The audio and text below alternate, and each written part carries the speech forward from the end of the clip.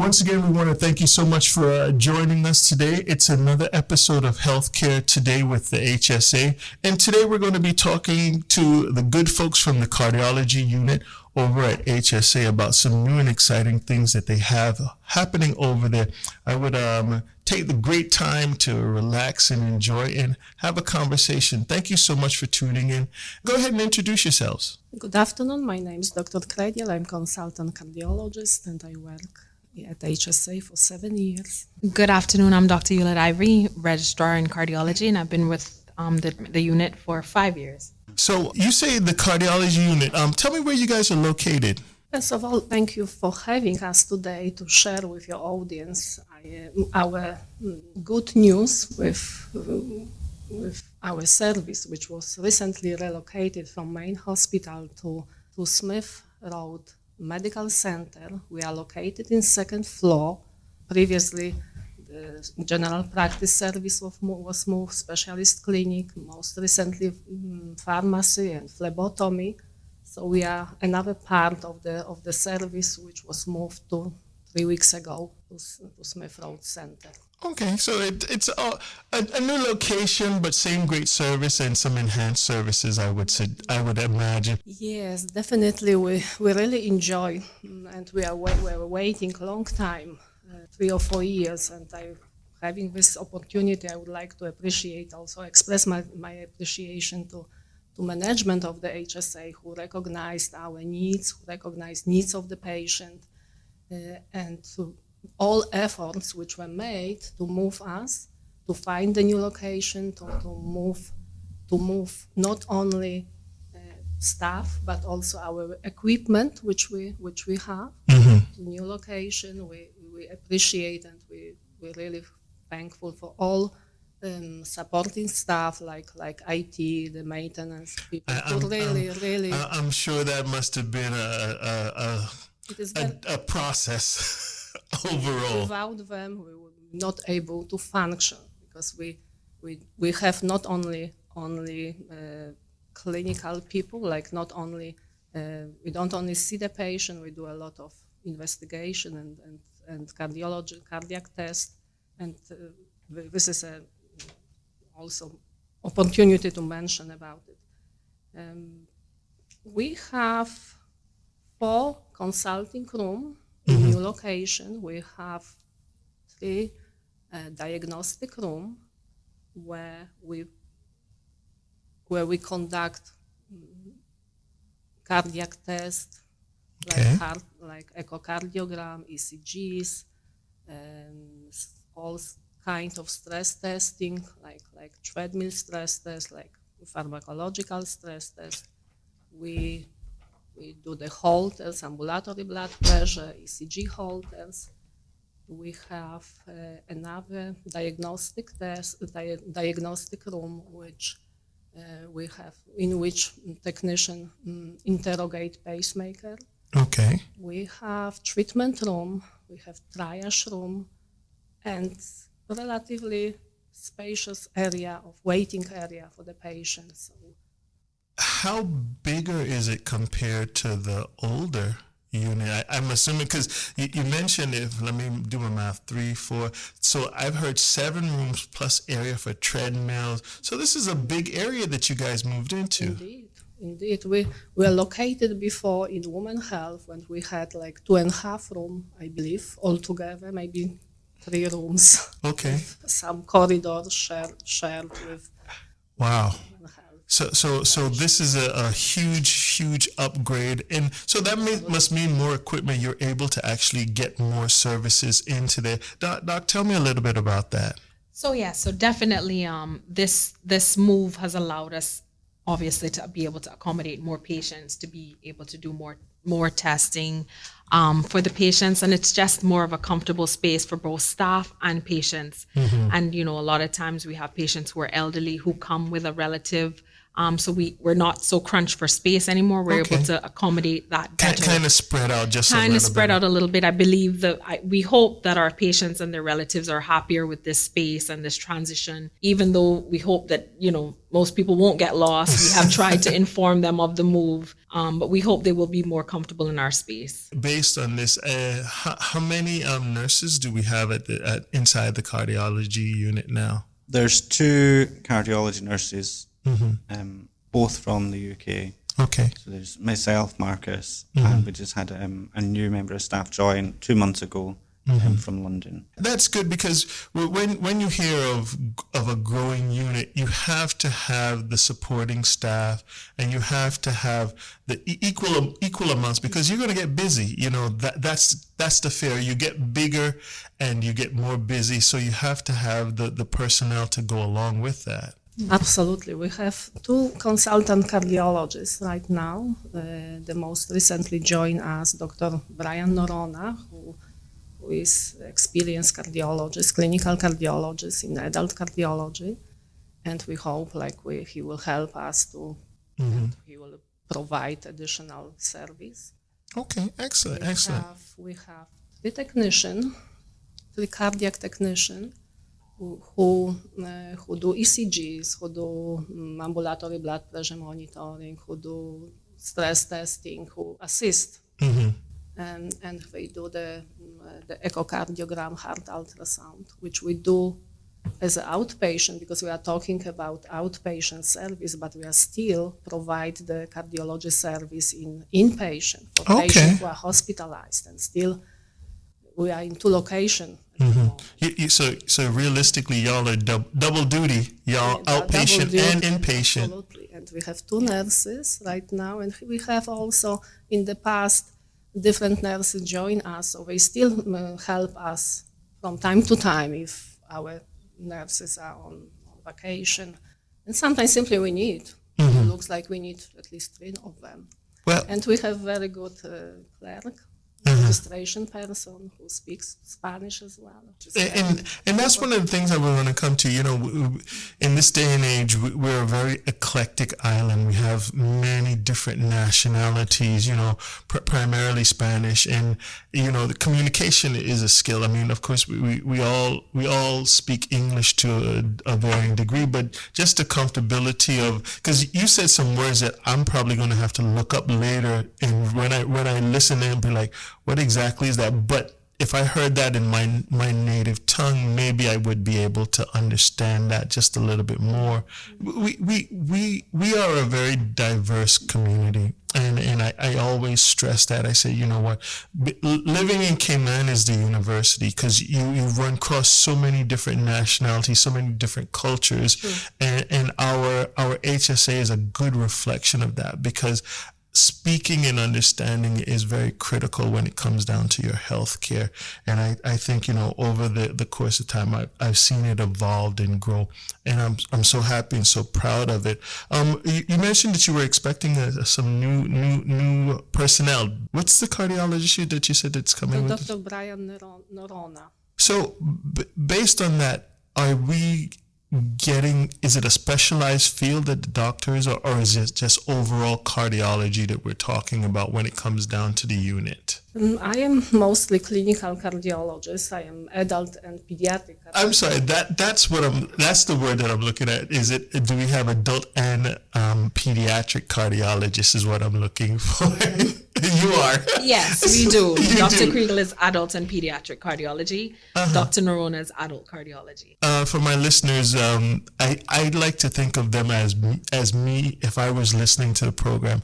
I don't have the right questions, but I know what I want to say sometimes. And when we go to see doctors, I'm sure a lot of my listeners are nervous. We're nervous because we don't know how to express when it comes down to certain illnesses and certain things. And I think the heart is probably one of the most scariest. When you talk about you having heart issues, what does that mean? You break it down, especially for children and things of that nature. Do you see a lot of that having to explain what's going on with the parents and things like that when it comes down to it? Absolutely. I am fully aware, and I fully understand the anxiety, not necessarily related to medical condition or heart condition, and the appropriate approach to the patient. A lot of psychology which we need to we need to put in as well, makes, I think, the success. Right. Of course, you need to be professional. You need to know what we're doing, what we're looking at, but also how we discuss with the patient, how we give them information, not necessarily always very pleasant, not always expected, is extremely important. And I think this is a key of the... Yeah. I'm sure all the units work together when it comes to getting the information, but what are some of the cardiovascular diseases that we see here? Just give me some examples. We see all Everything. which exist on island, on the earth. And to be honest, I am from outside. I came on island 10 years ago.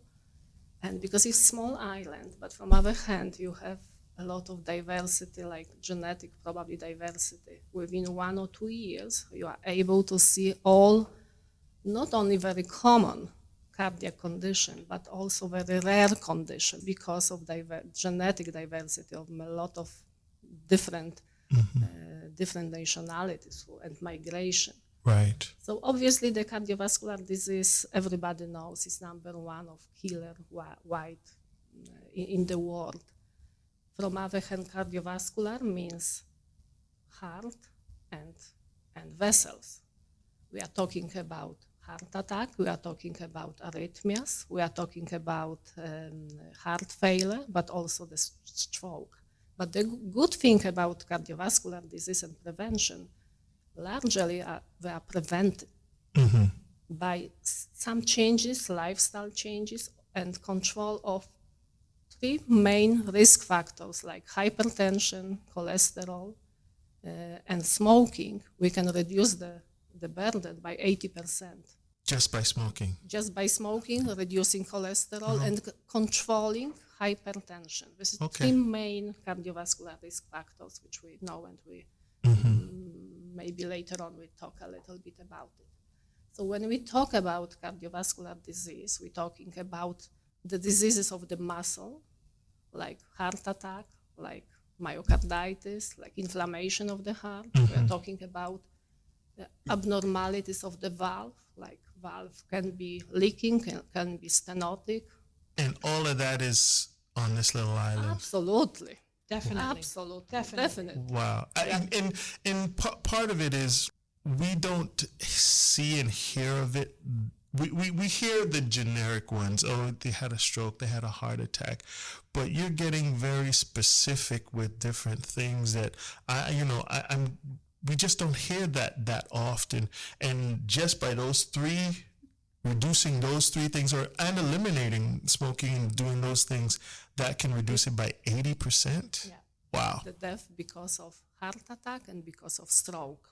We have other risk factors, which like diabetes, which is very common. In the West Indies, they call it sugar. You know, the very, very, very generic term of it. But that is one of the things that I keep hearing, and even in my own family, I make a conscious decision to reduce my sugar intake because I've had family members that became diabetic later in life. And I'm like, but I don't remember seeing them eat a lot of, I don't remember seeing them eating sweets and that kind of stuff. But then, I come to find out that it is hereditary to a large degree. And then they develop heart problems. It was like a domino effect. 1 year they were saying, we found out he's diabetic. And then within 18 months, heart issues. And I'm like, how did this, just domino effect? Yes. But as you said, it is hereditary. Do you see that a lot with West Indian culture and West Indian families here? A lot. Grand Cayman and Cayman Brac too, because we serve also the Cayman Brac patients. Okay. So a lot. Diabetes is particularly like this epidemic, I think. It is inflammation of all vessels. So not only heart is affected, all vessels like kidney, eyes, brain, that's peripheral vessels. So that's why the patient with diabetes, the elevated sugar doesn't hurt. So that's why many times the patient don't take medication. They don't pay too much attention on time to diet, to lifestyle changes, to medication. The same like with hypertension, to be honest, because Many patients, or majority, they don't feel, the patient come to our office, to our clinic, they have high blood pressure 180, 200, they don't feel. They don't have headache. But they may present as a first presentation can be simply stroke. There's no warning sign. Some patients, they don't feel. Okay. And they come to the doctor a little bit too late when already we face with complication, some diseases, very preventable at earlier stage. We're West Indian, and we have that taste bud factor, I call it, and that always tends to be the big family dinners, high sodium, cholesterol intake. I try to err on the side of protectiveness. I try to eliminate salt from my diet. I figure I eat enough salt outside of me adding it in. So that's just for me, but then I still be like, man, I feel bloated, I feel sluggish. What have I eaten? And then I think, oh wow, I had oxtail, or I had something along that level. That is a direct connection to heart disease, to my high cholesterol. Could that be a contributor? I mean, mind you, I've been eating this 20 plus years, so. We don't want, because when you live in such area, we don't want to tell somebody like completely change everything, because it's not possible. It's not possible. We need to come together and agree what is realistic, what we can do, what is a short-term plan, what is a long-term plan, even if with diet. Right. We don't want to say, sometimes we don't name the diet. We name like to change, to modify what you eat really. Okay. Because nobody's able to follow the strict diet. But do as much as you can. See, maybe you've noticed you start to feel better. You can exercise more. When you lose some weight, you start to exercise more, and you enjoy with exercise. So later on, slowly you can even go more and far. Everybody is different. Everything has to be very individualized, because we can discourage the patient. Right. But we don't. You don't. And I think that's for my listeners out there. I'm speaking for me, and I say, you know what? I eat too much of this. I should cut back. Or I've gained 20 pounds over the last year. That's not my ideal weight. I'm considered overweight now. And you have to take into these accounts. That's why I think one of the things I try to tell people is, get checkup regularly. And I speak for myself as a West Indian man. I don't like checkups. I try to avoid them, but then I realize in my older age, I need to do it every year. Probably a bad idea. Right. Because if something's changed or something's happening, I'd rather know about it earlier than later. And so I think, the unit that you're telling me about is actually, catering to helping and helping people understand. I think education is a key. And that's what we're here to discuss. We're going to take a quick break, folks, and we'll be right back. You're listening to Healthcare Today with HSA. I'm your host, Chuck Taylor. And before we introduce yourselves again, so when we come back, they'll know exactly who you are by your voice. Dr. Joanna, Kregiel, cardiologist. Dr. Ulett-Ivey, registrar in cardiology. And Marcus Murdoch, one of the nurses. Okay, when we come back, I'm going to put Marcus on the spot. We'll be back in a few minutes. Keep it right here. This is Bobo 89.1 FM.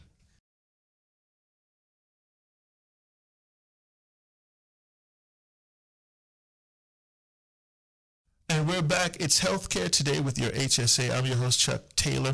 And we're talking to the cardiology unit right here. They're in a new location. And I'm talking to one of the cardiology nurses here, Mr. Marcus. How you doing? Good, thanks. And so I wanted just to dive right into it and say you're in a new location, new building, new equipment. Patients, tell me the experience. If I'm walking in and you're like, hey Chuck, good to see you. Give me the grand tour. Tell me about that. The new building on the second floor of the Smith Road Centre, the space is very big compared to what we are used to. It's very fresh, clean. Mm-hmm. It's very modern.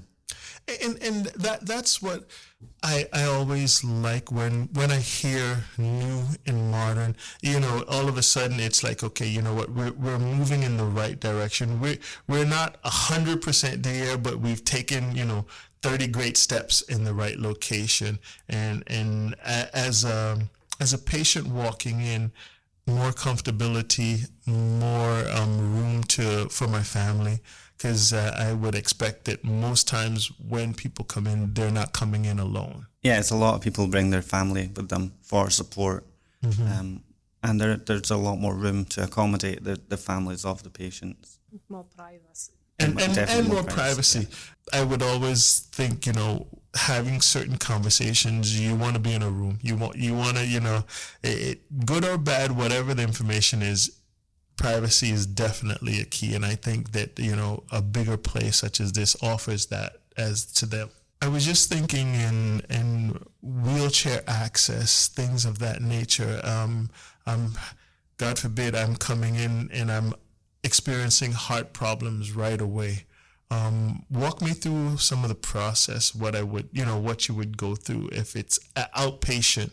You're coming in there for a checkup and you run into some difficulties. Tell me a little bit about that from a nurse standpoint. So like I said, we're on the second floor of Smith Road Centre, but there is elevators for wheelchairs and users to get up and down rather easy. The whole unit is on a flat surface, so okay. We have scales that a wheelchair can actually go onto. Okay. So we can weigh patients. Oh, okay, excellent. In the wheelchair. Corridors are quite wide, so accommodate okay. patients and family as well. So it's definitely a wider, newer space. So we hope that patients will be more comfortable in the space as we attempt to help them and better improve their overall health. We were talking earlier before the break about some of the different types of cardiovascular disease. Walk me through some of the risk factors that we, of the disease, what we can kind of look forward to and be aware of. So cardiovascular disease, as you've already talked about, Dr. Kregiel talked about, is quite complicated and all-encompassing. But when we're talking about risk factors for cardiology disease, first we need to understand that there's non-modifiable risk factors and modifiable risk factors. So the non-modifiable ones are the ones we have no control over, such as age and gender and family history. But we can focus more on the modifiable risk factors, which we do have control over. So for example, if someone has hypertension is a major risk factor for cardiovascular disease, smoking, high cholesterol, diabetes, or as we in the Caribbean talk about sugar, obesity, sleep apnea, and excessive alcohol intake. So all of those are kind of modifiable risk factors for cardiovascular disease. And stress. Wow. Stress. A little hard to eliminate in this time with COVID and war and gas prices and it's a lot. It is a lot. Yeah. So when we're talking about in terms of improving your cardiovascular health, when we look at things like hypertension and what you can do if you are a patient that is diagnosed or known to have high blood pressure or hypertension, we want you to aim to do things like first, take your medications. You obviously need to have routine and regular follow-ups with your family physician or your cardiologist.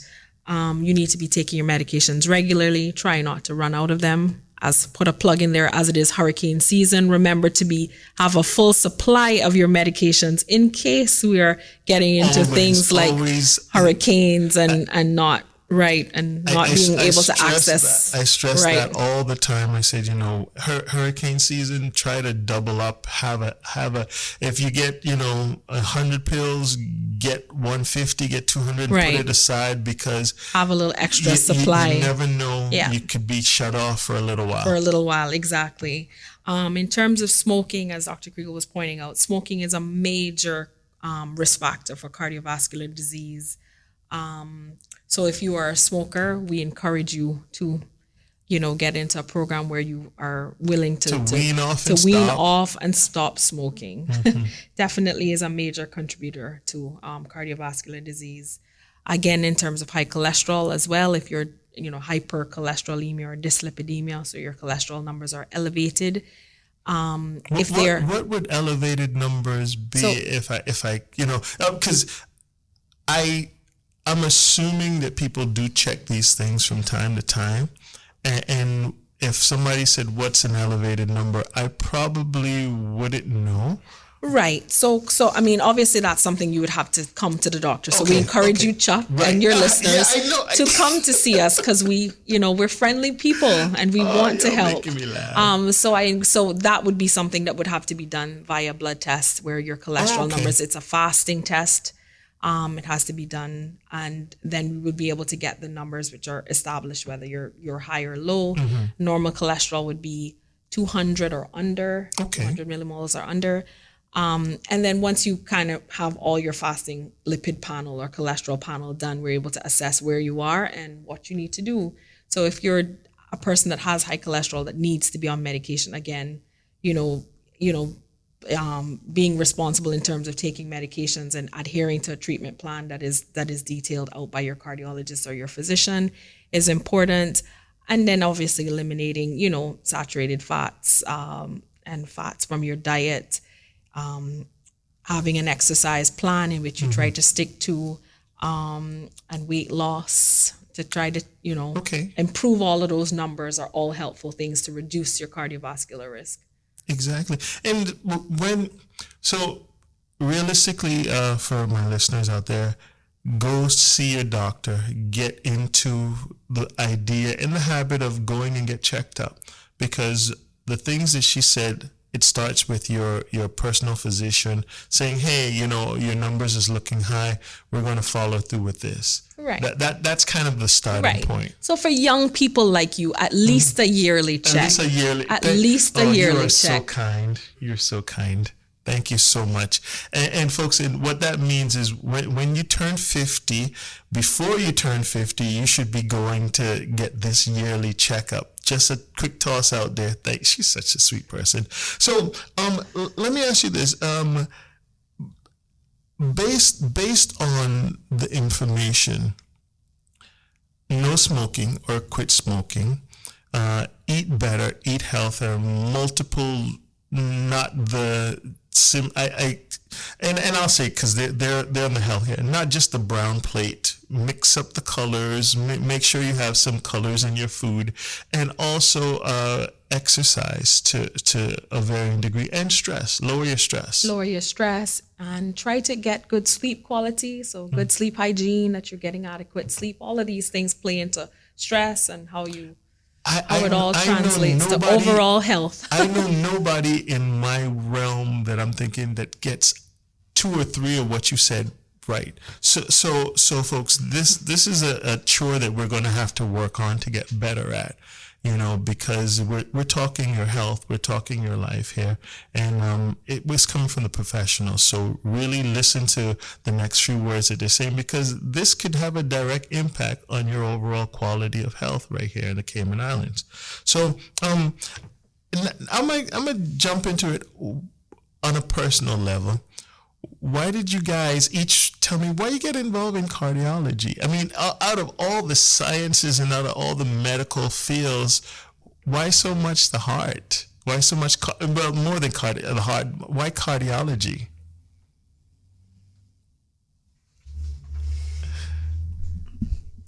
For me, it was personal. When I qualified as a nurse, and I worked in neurology, and then I transferred to cardiac ICU. I ended up having arrhythmias myself, and then went for an ablation, which helped. So that got me into cardiology, because I know it's a scary feeling when it happens, and I understood that, and I just wanted to help people because you went through it yourself. Yeah. And I think in a lot of cases, the care factor is so giving of what you understand, because you're like, okay, I went through this. I know this scary feeling. I'm here to comfort. I'm here to guide them. I'm here to be that intermediate step to getting them helpful and getting them healthy.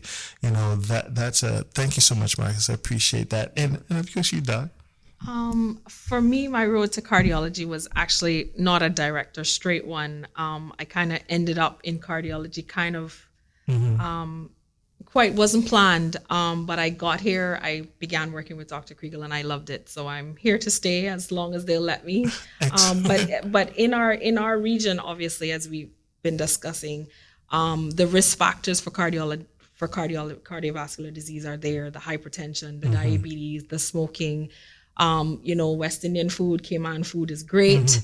It's not always the best for us. Right. So I definitely see the need and felt it was an area that I could best help Excellent. local people of the community. So I'm here. Perfect. And Doc? It's hard to say, but it's probably a little bit private too, because when I was in university, my father had the 2 heart attacks. And he had triple bypass in 1991, long time ago, and all other complications. He's still alive, has ICD, has of course symptoms of heart failure.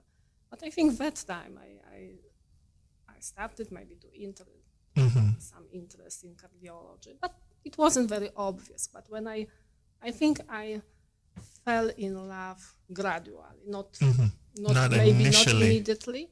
But I'm really happy about it. Excellent. And it's something what I do, I really love. Otherwise, it would be very, very difficult. Right. And that's the reason I ask that is because I'm sitting across from these wonderful people and they're talking and the information is flowing. The information is it's natural.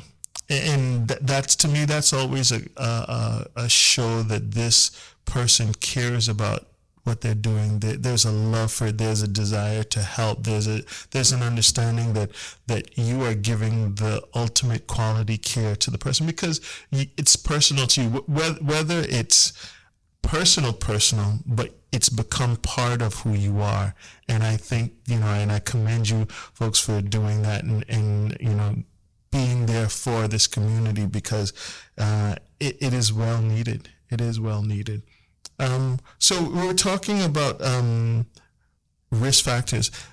Prevention is better than cure. Yes, agreed. So how can people prevent, not that we don't love you, not that we don't want to see you, but how can we not be that statistic, not be that number, not be that patient?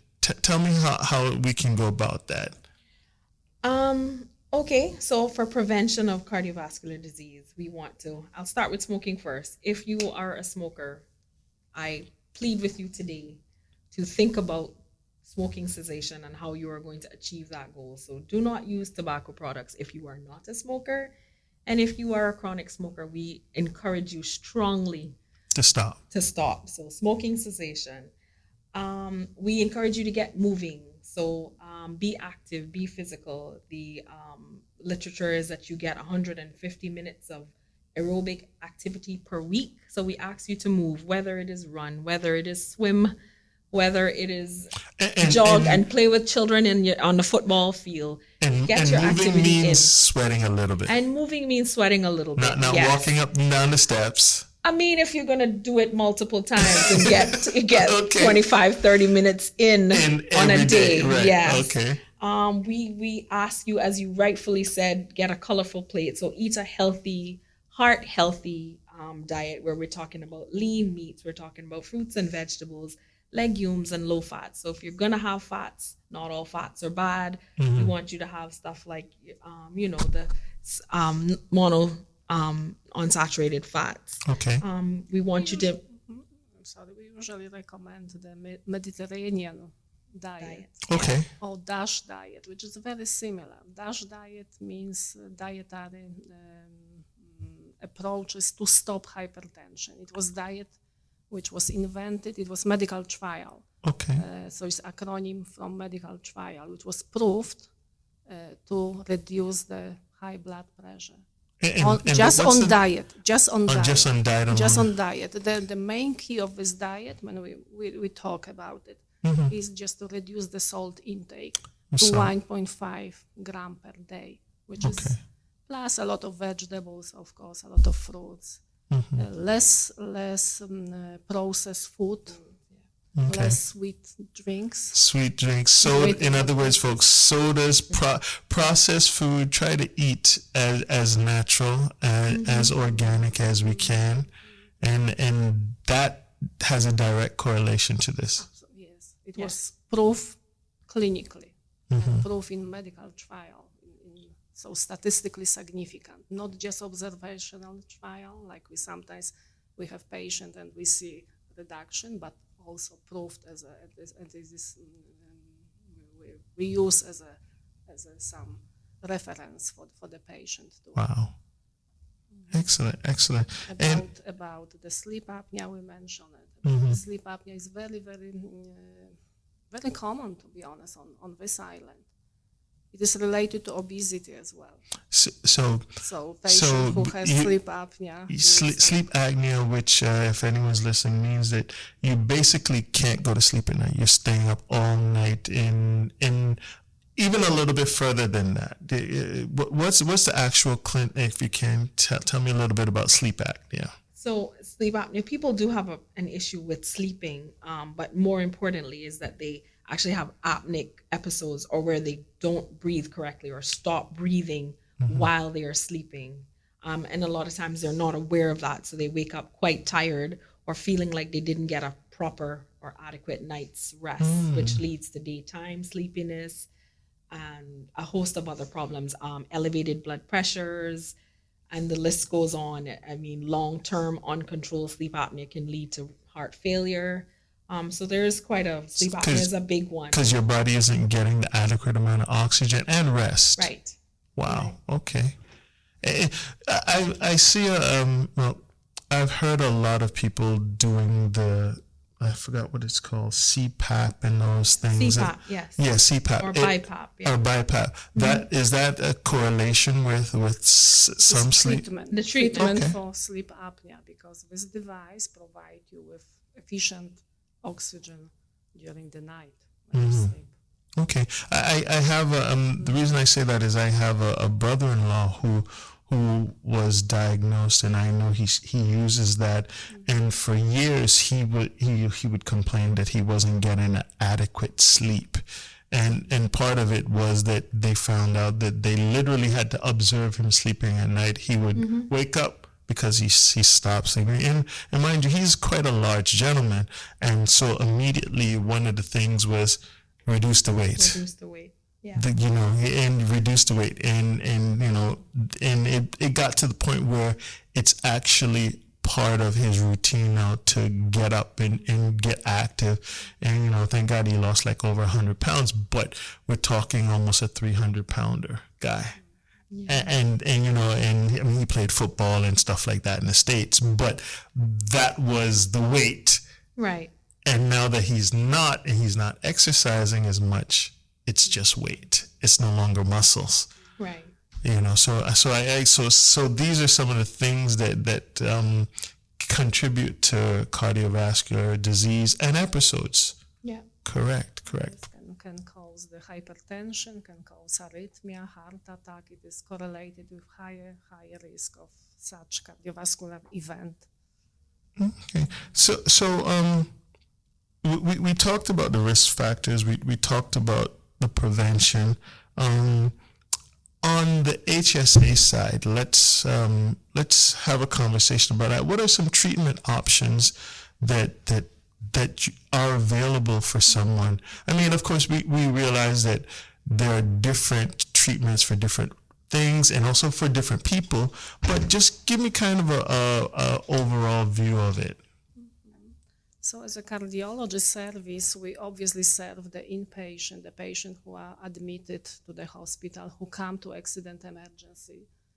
So we deal with all cardiac emergencies like heart attack, like arrhythmia, like syncope, like pulmonary edema, so all acute complication.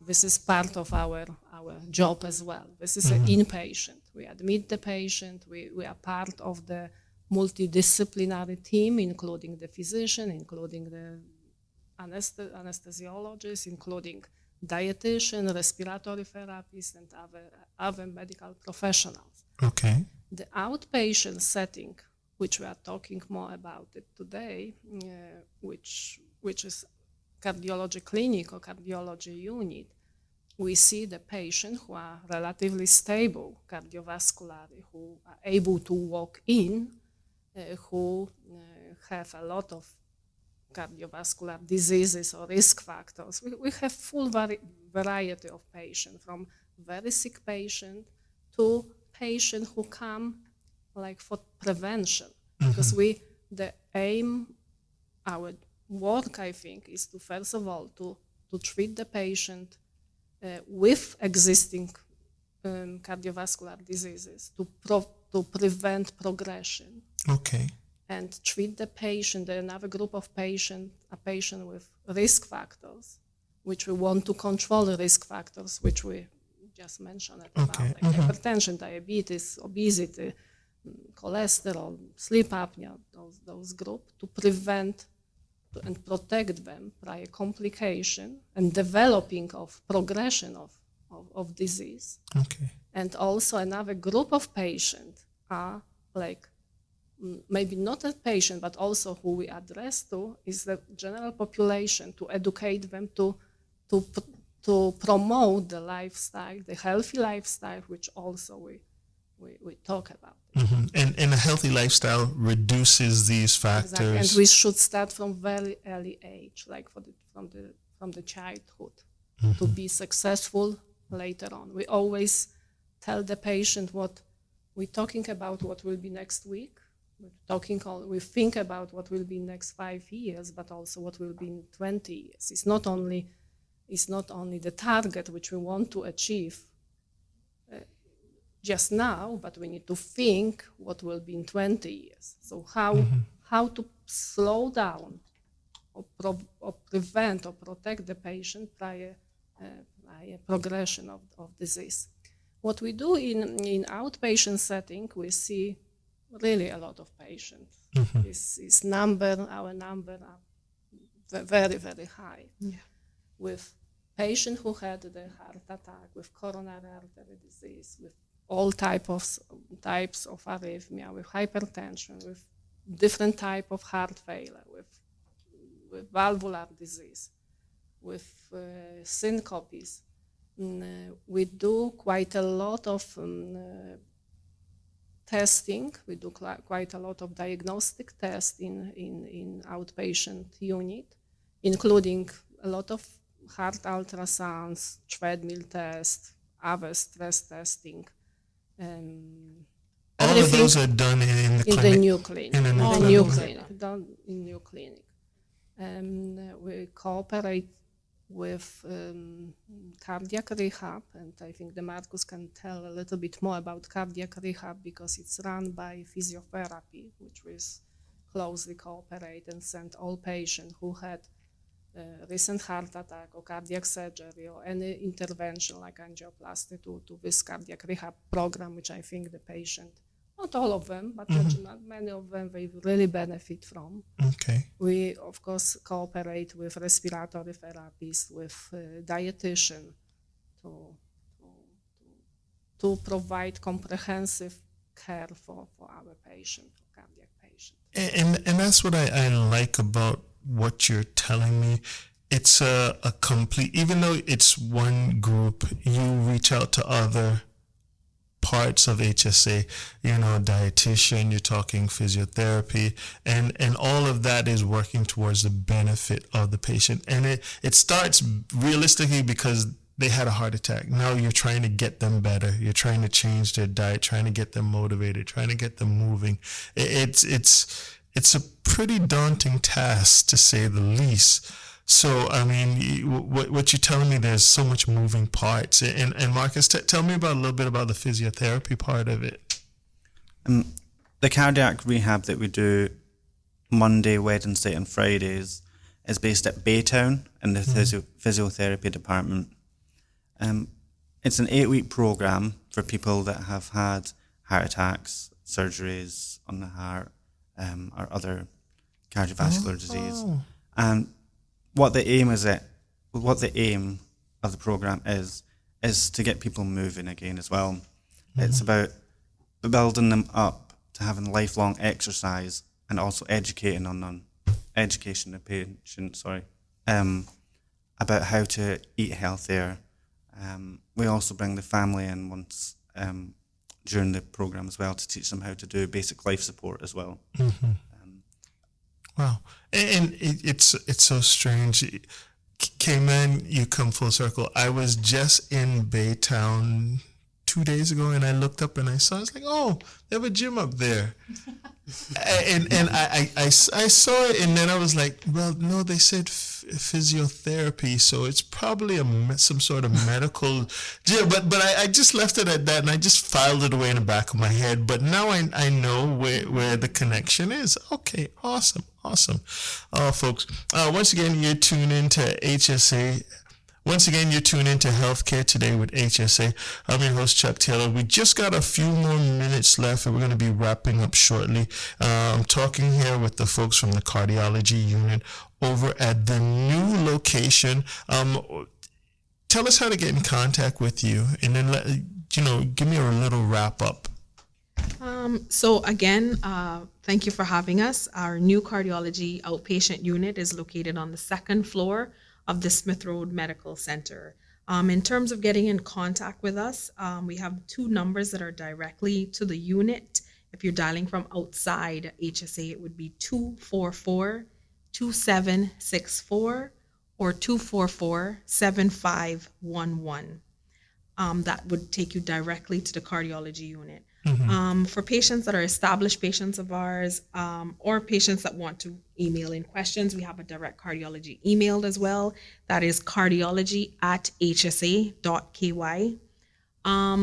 If you don't remember any of that, you can call the regular HSA number, which is 949-8600, and the operator will be able to direct you to us. So there's multiple ways to get us. Perfect.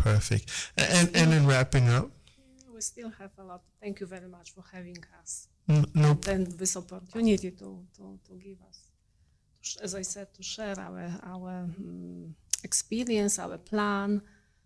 We try to take the best care of patient as we can. We really appreciate everything what was done so far from management standpoint. We really like our patient.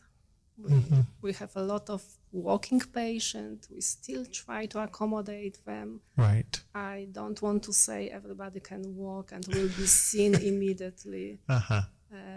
But you try your best. But we try our best, because I really understand. I understand, like, if you have some problem with heart, which is not necessarily with heart, but when you worry, you want to have some opinion. Sometimes it's 5 minutes enough to calm down and bring down the anxiety. We cannot offer 24-hour services yet, but we try really our best. But what times are the clinic open? So the clinic is open from 8 to 4:30, Monday through Friday. The clinic is not open on the weekends or public holidays. But as Dr. Kregiel has said, inpatient cardiology services are a 24-hour service. So if you are having a medical emergency in which you think there's something going on, such as symptoms of heart attack or heart failure, at HSA, the Accidents and Emergency Department is open 24 hours a day, fully staffed with trained consultant emergency medicine physicians that are prepared to help you at any day, any time, any hour, rain, sun, or shine. They're there. And, we provide an on-call service. So inpatient cardiology services are 24 hours. So we are reachable, very easy. Yeah. Thank you. Saturdays, Sundays. And please do not put everything for the gas. Yeah. The pain which is in abdominal pain is not always is because of dyspepsia or some problem with. In other words, Sometimes folks, don't be like me. You be walking around and you be like, oh, I don't feel too good, and then you realize that you need your gallstones or something. Don't worry. That's just me. I'm just saying. Yeah. But folks, if you do have an issue, please go to the HSA immediately, emergency care. And for, sometimes I know in the outer districts it's difficult, call emergency services, get an ambulance, be forewarned that it takes you to make the first step. So if something is bothering you, no one will know about it unless you go ahead and let them know. And then once you get into the professional care of the HSA, then they can direct you to the services that you need. But you got to be proactive and get started with it. Thank you so much, you good people, for stopping by here today. Don't be a stranger. When y'all move and get new stuff and expand anymore, take more footage in the building, let me know and I'll be here for you. Thank you for having us. Much. Thank you. Thank you. So that's another episode of Healthcare Today with HSA. We'll see you when we see you, and don't be a stranger. Keep it right here. This is Bobo 89.1 FM.